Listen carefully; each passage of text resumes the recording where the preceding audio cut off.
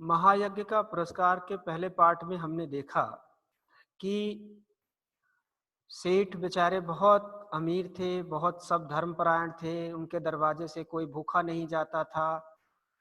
और लेकिन समय बदला, दिन बदला और उनकी हालत ऐसी हो गई कि वो बहुत गरीब हो गए और उनके पास खाने के लिए भी बड़ी समस्या होने लगी। तो ऐसी परिस्थिति में उनकी पत्नी ने सुझाव दिया कि अपने यज्ञ को यानी अपने अच्छे कामों को, पहले के जमाने में अपने अच्छे कामों के बदले में आप उसे बेच करके उसके बदले में पैसे पा सकते थे। तो शुरू में तो उनका मन नहीं था, लेकिन बाद में उन्होंने तय किया कि ठीक है, मैं अपने अच्छे कामों को बेचूंगा।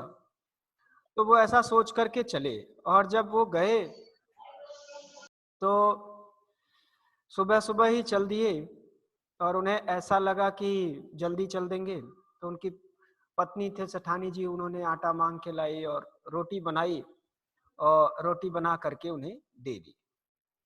जब वो एक वृक्षों के एक बगीचे में जाते हैं, वहां पर कुआं रहता है, तो वहां बैठकर विश्राम करने लगते हैं और पानी निकालते हैं और पेड़ के नीचे आकर बैठते हैं हाथ मुंह धो करके खाने के लिए।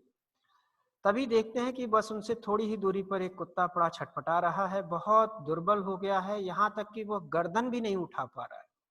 बार बार वह गर्दन उठाकर उनसे कुछ मांगना चाहता है, लेकिन उसकी गर्दन गिर जा रही है, बहुत कमजोर है। अब पार्ट 2 यहीं से शुरू होता है। तो इसमें देखेंगे कि सेठ का हृदय दया से भर आया। हृदय, जहां पर समस्या हो आप ना देख पाए उनको वहां पर मुझे बता दीजिएगा। सेठ का हृदय दया से भर आया। हृदय माने उनका दिल, दया यानी दिल यानी हार्ट, और दया यानी करुणा। करुणा शब्द भी आएगा, काइंडनेस भी हो जाएगा। तो दया से भर आया। उन्होंने सोचा बेचारे को कई दिन से खाना नहीं मिला दिखता है, तभी तो उसकी यह हालत हो गई है। सेठ ने एक रोटी हाथ में उठाई और टुकड़े टुकड़े कर कुत्ते के सामने डाल दी। कुत्ता भूखा तो था ही, धीरे धीरे सारी रोटी खा गया। अब उसके शरीर में थोड़ी जान आती दिखी। मुंह उठाकर ये थोड़ी जान आती दिखी, माने वह थोड़ा सा कमजोरी उसकी कम हुई। मुंह उठाकर वह सेठ की ओर देखने लगा, मानो उनकी इस कृपा के लिए कृतज्ञता प्रकट कर रहा हो। कृतज्ञता, आप अपने शब्दार्थ भी लिखते जाइए। कृतज्ञता माने जैसे कोई एहसान आपके ऊपर करे तो आप बहुत अच्छा फील करते हैं कि this person has did favour for me. तो वह कृतज्ञता, यानी इसको क्या कह सकते हैं आप अंग्रेजी में, क्या कहेंगे? ग्रैटिट्यूड। Gratitude, yes. तो वो बड़े ग्रेटिट्यूड से उनकी ओर देखने लगा। स्पेलिंग आप सही कर लीजिएगा। DE। हाँ।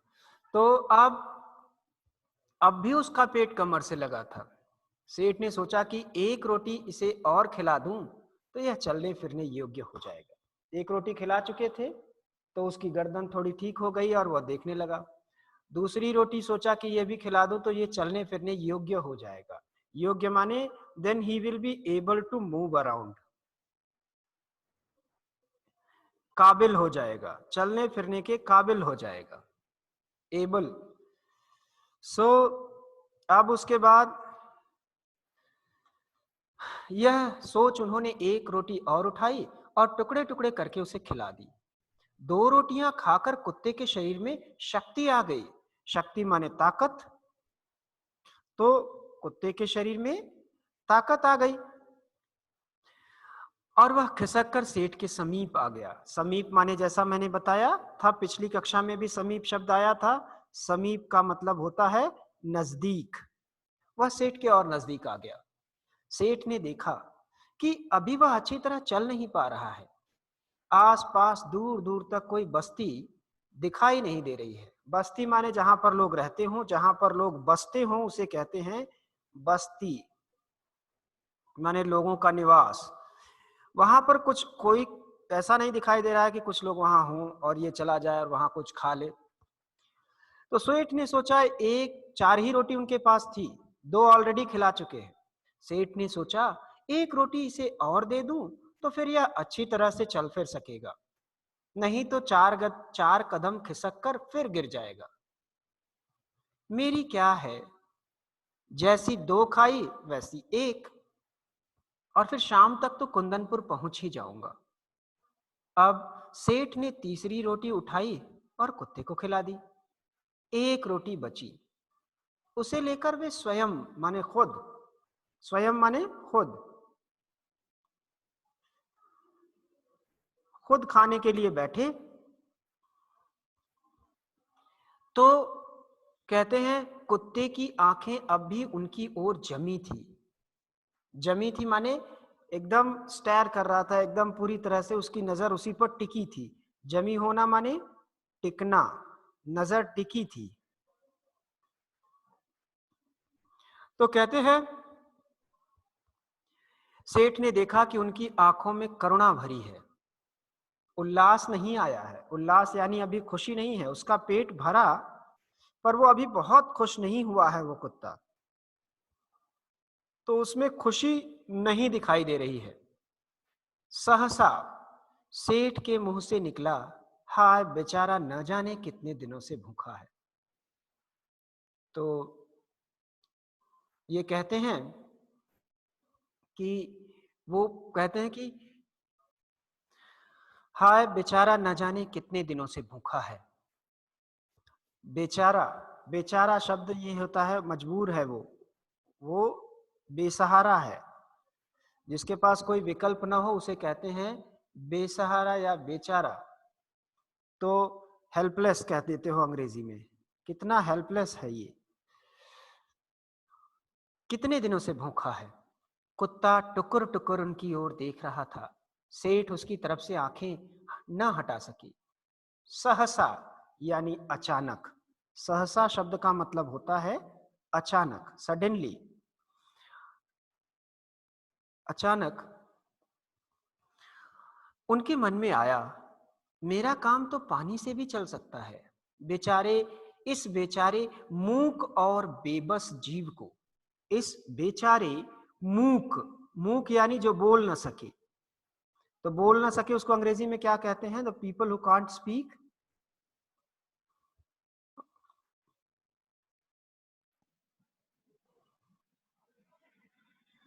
क्या कहते हैं उसको, जो बोल ना सके, म्यूट। म्यूट। ओके, जो बोल ना सके, ये तो बोल भी नहीं सकता। और बेबस है, बेबस यानी फिर से वही हेल्पलेसनेस का ही है, जिसको जिसको जिसका हाँ, कोई सहारा ना हो, बेसहारा। हाँ डम बोलते हैं। हाँ, अगर बोल नहीं सकेंगे हिंदी इंग्लिश में तो डम बोलते हैं। अच्छा, तो डम, तो चलिए ये बेसहारा है और ये किसी से बता भी नहीं सकता। एक रोटी और मिल जाए तो निश्चय ही इसमें ताकत आ जाएगी कि ये किसी गांव तक पहुंच सके। किसी गांव में पहुंच जाएगा तो लोग इसे कुछ खिला पिला देंगे। सेठ ने अधिक सोच विचार नहीं किया और वह अंतिम रोटी भी कुत्ते को खिला दी। 4 ही रोटी थी, चारों रोटियां उन्होंने खिला दी। ज्यादा सोचा नहीं और सोचा कि मैं पानी पी के मेरा काम चल जाएगा, और स्वयं 1 लोटा जल पीकर थोड़ा विश्राम करके, विश्राम शब्द का मतलब होता है थोड़ा सा आराम करके, यानी थोड़ा सा रेस्ट लेकर के वो फिर कहते हैं कि उन्होंने अपना रास्ता पकड़ा, फिर से चल दिए। दिया जले वे कुंदनपुर पहुंचे। दिया जले मतलब जैसे ही शाम होती है लोग अपने घरों में दिया जलाते हैं, तो वो वही टाइम है, माने शाम के समय वो कुंदनपुर पहुंचे और धन्ना सेठ की हवेली पर पहुंचे। हवेली तो जानते ही हैं आप क्या होता है। तो उन्होंने उठकर सेठ का अभिवादन किया। अभिवादन किया यानी ग्रीट किया कि हाय आप कैसे हैं। अभिवादन करना यानी ग्रीट करना। तो उन्होंने कहा, सेठ कहो सेठ कैसे आना हुआ। सेठ ने कहा, संकट में हूं। संकट यानी परेशानी, मैं बड़ी परेशानी में हूं, संकट में हूं, और एक यज्ञ आपके हाथ बेचने आया हूं। आपके हाथ माने आपको बेचने आया हूं। इतने में सेठानी ने कहा, आपने पहले ही सुना है कि लोग मानते हैं, ऐसा अफवाह थी कि सेठानी के अंदर डिवाइन पावर है और वो प्रेजेंट पास्ट फ्यूचर तीनों ही देख पाती है। तो चलिए, सेठानी ने कहा, सुनो सेठ, यज्ञ खरीदने के लिए हम तैयार हैं, पर तुम्हें अपना महायज्ञ बेचना होगा।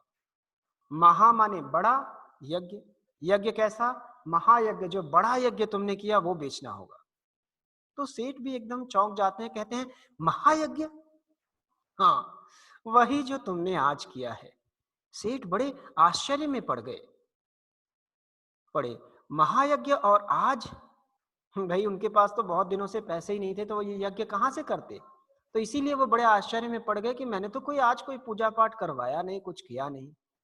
वे समझ गए कि सेठानी उनका मजाक उड़ा रही है। मजाक करना यानी उनका जोक बनाना या उपहास करना, ठीक है, उनका मजाक कर रही है, उनका मजाक उड़ा रही है। उन्होंने विनम्र भाव से यानी पोलाइटली, विनम्र भाव यानी पोलाइटली उन्होंने कहा, क्या कहा कि आप आज की कहती हैं? मैंने तो कई वर्षों से कोई यज्ञ नहीं किया, मेरी मेरी स्थिति ही नहीं ऐसी थी। ये स्थिति शब्द उनकी फाइनेंशियल कंडीशन के लिए है कि मेरी आर्थिक स्थिति ही ऐसी नहीं थी, मेरे पास पैसे ही नहीं थे, कई सालों से मैंने नहीं किया। सेठानी ने गंभीर मुद्रा से कहा, गंभीर, गंभीर यानी सीरियस, और मुद्रा यानी गेस्चर, जेस्चर, बड़े सीरियस जेस्चर में कहा कि नहीं सेठ, आज तुमने यज्ञ किया है, यज्ञ नहीं महायज्ञ, उसे बेचोगे तो हम खरीदेंगे, नहीं तो नहीं। सेठ विस्मित विमूढ़ हो गए। विस्मित माने आश्चर्यचकित हो जाना, ठीक है ना? विस्मित विमूढ़ हो गए, एकदम आश्चर्यचकित हो गए, शॉक्ड हो गए। तो उन्हें निश्चय हो गया कि इन लोगों को यज्ञ खरीदना नहीं है, इसलिए ऐसी बातें की जा रही हैं। सेठानी ने कहा, बोलो सेठ, राजी हो? सेठ ने खिन्न भाव से कहा। खिन्न माने जैसे आप किसी बहुत एक्सपेक्टेशन लेके गए थे वहां पर और उनका काम नहीं हो रहा है, तो वो बहुत दुखी हो जाते हैं। तो खिन्न भाव से उन्होंने कहा कि सेठानी जी, हंसी छोड़िए, काम की बात कीजिए। बरसों से मैंने कोई यज्ञ नहीं किया, आप आज की कहती हैं। सेठानी ने तब समझाया कि आज रास्ते में स्वयं न खाकर 4 रोटियां क्षुधा पीड़ित, क्षुधा यानी पेट, क्षुधा यानी पेट यानी भूख, यहां पेट से भूख का मतलब है क्षुधा पीड़ित, पीड़ित माने जो सफर कर रहा था, क्षुधा पीड़ित यानी भूखा, भूखे स्वयं न खाकर 4 रोटियां क्षुधा पीड़ित कुत्ते को खिला दी, वह महायज्ञ आपने किया। आजकल धन दौलत लुटाकर यज्ञ करने और उसके द्वारा यज्ञ कमाने की प्रथा है। प्रथा यानी ट्रेडिशन है कि हम बहुत सारे पैसे खर्च करके, बड़ा बड़ा काम करके, और हम सोचते हैं कि मैंने आज कीर्तन करवाया, कल ये करवाया, यज्ञ करवाया, पैसे खर्च करके, डोनेट करके, लेकिन बिना फल की आशा रखे, बिना किसी रिजल्ट के बारे में सोचे। जब वो कुत्ते को खिला रहे थे तो ये नहीं सोच रहे थे कि इसका भी कुछ फल मिलेगा, इसका भी कुछ रिजल्ट होगा, इससे भी कुछ रिटर्न मिलेगा, ऐसा आपने नहीं सोचा था। जब वो खिला रहे थे तो आपने निस्वार्थ भाव से, निस्वार्थ यानी सेल्फलेस होकर के, सेल्फलेस होकर के आपने अपने किसी फायदे के बारे में नहीं सोचा, सेल्फलेस होकर के जो कर्म किया वही सच्चा यज्ञ है। और आपने वही किया, आपने कुछ अपने बारे में नहीं सोचा, सिर्फ खिला दिया, यह वही महायज्ञ है। सेठ मानो आसमान से नीचे गिरे। सोचा, भूखे को अन्न देना सभी का कर्तव्य है। अगर कोई भूखा है और आपके पास अन्न है, तो आप अगर उसे खिलाते हैं तो दिस इज लाइक, ये तो सभी की रिस्पॉन्सिबिलिटी है, कर्तव्य है, भूखे को अन्न देना सभी का कर्तव्य है, ड्यूटी है, रिस्पॉन्सिबिलिटी है, ड्यूटी है। इसमें कुछ ऐसा नहीं किया हमने, उसमें त्याग क्या है, इसमें त्याग कहाँ है, इसमें सेक्रीफाइस कहाँ है। सेठानी ने कहा, समझे सेठ, बोलिए क्या आप इस यज्ञ को बेचने के लिए तैयार हैं? सेठ ने कोई उत्तर नहीं दिया, चुपचाप पोटली उठाई और हवेली से बाहर चले आए। क्यों उत्तर नहीं दिया? क्योंकि वो मानते थे कि किसी को भूखे को खाना खिलाना एक ड्यूटी है, मैंने रिस्पॉन्सिबिलिटी अपनी पूरी की, कोई यज्ञ नहीं किया कि मैं उसके बदले में कुछ ले लूं।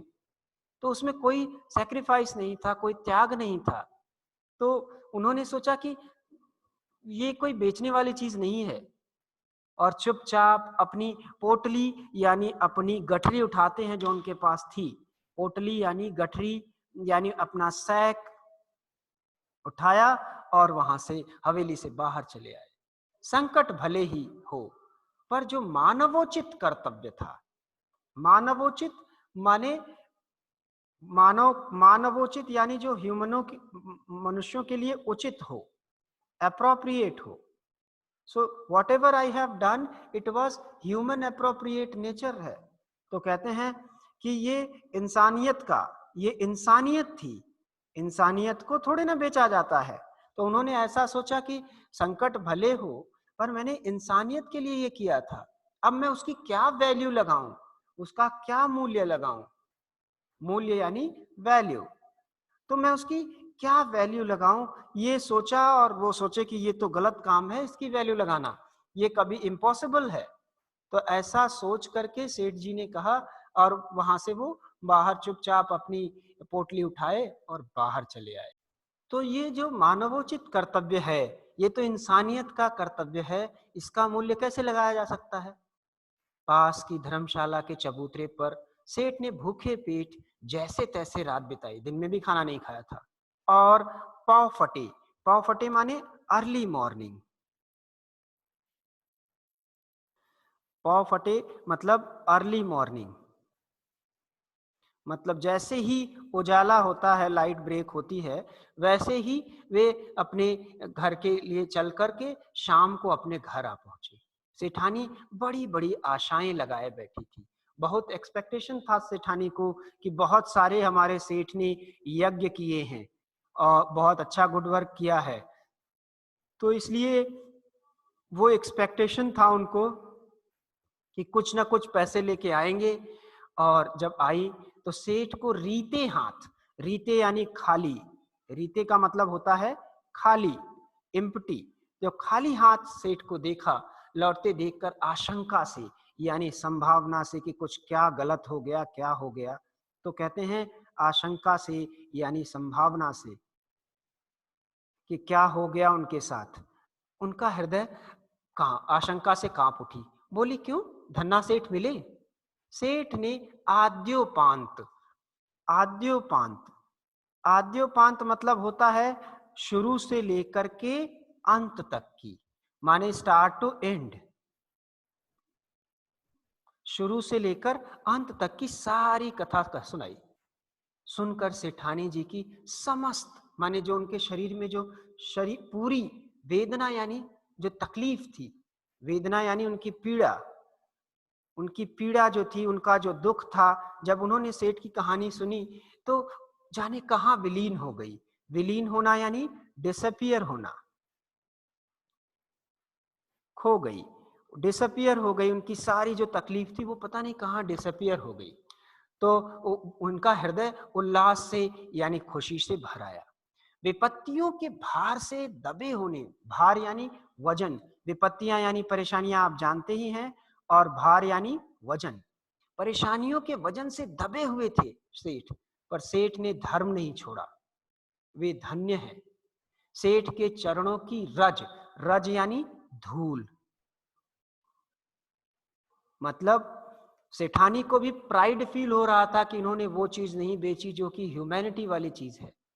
तो इसीलिए वो उनकी रज यानी उनके पैरों की धूल अपने मस्तक पर, अपने सिर पर, सिर से लगाती है कि आपने बड़ा ही अच्छा किया, ऐसा नहीं कि दूसरी पत्नियां होती तो घर आने पर चिल्लाती, आप वही भेज देते, क्या होता, महायज्ञ है तो। लेकिन नहीं, उन्होंने कहा हम धीरज रखें, भगवान सब भला करेंगे। धीरज यानी थोड़ा सा पेशेंस रखें, थोड़ा सा पेशेंस रखें, भगवान सब भला करेंगे, सब अच्छा करेंगे। रात का अंधकार फैलता जा रहा था। सेठानी उठकर दिया जलाने के लिए दालान यानी वरांदे, यानी वरांदा होता है ना आपका, वरांदा में आई। अभी इसकी स्पेलिंग सही कर लो यार। वरांदा में आई तो रास्ते में किसी चीज की ठोकर लगी उनको। ठोकर शब्द आप जानते हैं ना, जैसे किसी चीज से टकराई, उनका पैर टकरा गया किसी चीज से, गिरते गिरते बची, संभल कर आले तक पहुंची और दिया जलाकर नीचे निगाह डाली। संभल कर माने सावधानी से, आले यानी जहां पर दीप रखा जाता है, यानी जहां पर दीप रखने का स्थान। तो दिया रखने का स्थान आले यानी जिसको आप कहते हैं पुराने जमाने में घरों झरोखा जैसा होता है, तो ये दिया रखने का स्थान। तो दिया रखने के स्थान पर पहुंची और वहां जा करके उन्होंने दिया लिया और नीचे करके निगाह डाली, यानी देखा। तो देखते हैं कि दहलीज के सहारे, दहलीज माने जो आप जानते हैं दरवाजा जो आपका होता है उस पर एक पट्टी सी लगी होती है जो डिफरेंशिएट करता है कि ये दरवाजे के अंदर है कि आप घर के अंदर है कि घर के बाहर। तो कहते हैं डोर स्टेप भी आप कह सकते हो। तो वो डोर स्टेप के वहां पर देखा तो एक पत्थर ऊंचा हो गया था, एक पत्थर था जो ऊपर की तरफ उभर आया था, जिसके बीचों बीच एक लोहे का कुंदा लगा है। कुंदा यानी एक, जैसे आप कह सकते हैं कि जो ऐसे गोल ऐसे हो कोई चीज, कुंदा इसी को कहेंगे। समझ रहे हैं ना आप, जैसे कोई स्टोन हो या कोई चीज हो उसके ऊपर ऐसे लोहे का लगा हो, तो कुंदा लगा हुआ था। इसी कुंदे से उन्होंने ठोकर खाई थी। तो शाम तक तो वहां पत्थर बिल्कुल भी नहीं उठा था। अब यह अकस्मात यानी अचानक, अकस्मात यानी अचानक, अचानक ये कैसे उठ गया सडनली। शाम तक तो ऐसा था नहीं, अभी रात में कैसे हो गया। सेठ को बुलाकर बोली, देखो तो यह पत्थर कैसे उठाया। सेठ भी अचरज में पड़ गए। दिए की टिमटिमाती रोशनी में उन्होंने ध्यानपूर्वक देखा तो पता चला कि ये तो किसी चीज का ढकना है, जैसे ढक्कन के ऊपर नहीं होता ऐसे, तो ये से ढकना है, ढक्कन है। तो फिर क्या माजरा है, क्या माजरा है, क्या बात है, क्या मुद्दा है। माजरा यानी क्या, क्या मामला है, ये अचानक कैसे ऊपर आ गया, ये मामला क्या है। तो फिर उसके बाद उन्होंने कुंदे को पकड़कर खींचा तो पत्थर बाहर निकल आया और अंदर जाने के लिए सीढ़ियां निकल आई। सीढ़ियां यानी स्टेयर्स। तो वो स्टेयर्स देखते हैं तहखाना था, अंदर जाने के लिए गए अंदर। सावधानी से सेठ और सेठानी दिया हाथ में लिए उतरे। कुछ सीढ़ियां उतरते ही इतना प्रकाश सामने आया कि उनकी आंखें चौंधियाने लगी। चौंधियाने माने चमकने लगी। जब कोई बहुत तेज रोशनी आपके ऊपर पड़े, जैसे किसी गाड़ी की हेडलाइट आपको आपके ऊपर पड़े, तो वो आपकी आंख चमकने लगती है। तो वो उनकी आंखें चमकने सी लगी। तो देखा एक विशाल तहखाना है। तहखाना विशाल माने बड़ा, विशाल का मतलब होता है बड़ा। तह तहखाना शब्द का मतलब होता है अंडरग्राउंड में, यानी बेसमेंट है, बहुत बड़ा एक बेसमेंट है। तो कहते हैं कि और जवाहरातों से जगमगा रहा है, उसमें बहुत सारे वैल्यूएबल कह सकते हैं कि हीरे मोती भरे हुए हैं। देव की इस माया का रहस्य, ये ऐसा कैसे हो गया, क्या हो गया, ये रहस्य, ये राज, ये सीक्रेट उनकी समझ में नहीं आया। दिखाई नहीं दे रहा लास्ट वर्ड। ओके ओके, तो ये रहस्य, ये सीक्रेट उनकी समझ में नहीं आया। दोनों निस्तब्ध। निस्तब्ध माने होता है, निस्तब्ध माने एकदम कह दो कि शॉक्ड होकर के बिना कुछ बोले चुपचाप ऐसे खड़े थे। तभी अदृश्य यानी जिसको आप देख नहीं सकते हैं, एक साउंड आवाज सुनाई दी।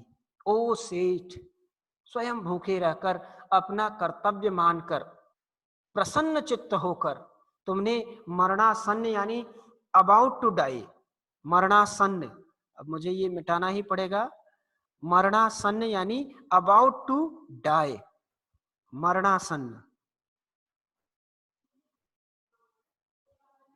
अबाउट टू डाई मतलब एकदम मरने ही वाला था वो कुत्ता। आपने उसको प्रसन्न चित्त यानी खुश होकर के 4 रोटियां खिलाकर उसकी जान बचाई। उस महायज्ञ का यह पुरस्कार है। पुरस्कार यानी आप जानते ही हैं, रिवार्ड। तो आपने और उसको बेचा भी नहीं। क्यों नहीं बेचा? क्योंकि आप सोचते थे कि वो तो इंसानियत का काम मैंने किया है, तो ये उसका रिवार्ड है। सेठ और सेठानी इस दिव्य वाणी को सुनकर, दिव्य यानी डिवाइन, ये जो डिवाइन आवाज सुनाई दी थी उसको सुनकर के कृतकृत्य हो गए, बहुत ही कृतज्ञ हो गए, बहुत ही उनको ग्रेटिट्यूड हुआ, यानी बहुत ग्रेटिट्यूड हुआ वो देख करके बहुत। कृतज्ञ तो ग्रेटिट्यूड था ना, हाँ जो वही चीज, कुत्ते ने देखा था कृतज्ञता। हाँ एकदम वैसे ही। वहीं धरती पर माथा टेक कर उन दोनों ने भगवान के चरणों में प्रणाम किया। उनको भी ग्रेटिट्यूड दे रहे हैं ना गॉड को ये लोग, तो वो कृतकृत्य हो गए एकदम। इसमें एक शब्द मैंने मिस किया था, निस्तब्ध। निस्तब्ध माने एकदम जैसे आप कोई चीज शॉकिंगली आपके सामने हो जाए और आप उसे देखें और देख करके एकदम जैसे हैं वैसे ही खड़े हो जाएं। तो जब उन्होंने हीरे जवाहरात वाली चीज देखी तो वो भी एकदम एकदम शॉक्ड हो गए, आश्चर्यचकित हो गए और निस्तब्ध, चुपचाप बिना कुछ बोले एकदम एकदम बिना किसी रिएक्शन के खड़े होकर के वो सब देखने लगे। ठीक है ना? और फिर भगवान के चरणों में उन्होंने प्रणाम किया। इस तरह से ये पाठ खत्म हो गया और उन्होंने कौन सा महायज्ञ किया और उन्हें कौन सा पुरस्कार प्राप्त हुआ, ये सारी बात मुझे ऐसा लगता है कि अब आपकी समझ में आ गई होंगी। और इसके बारे में डिटेल में विस्तार से हम लोग फिर से डिस्कस करेंगे अगली कक्षा में। ठीक है?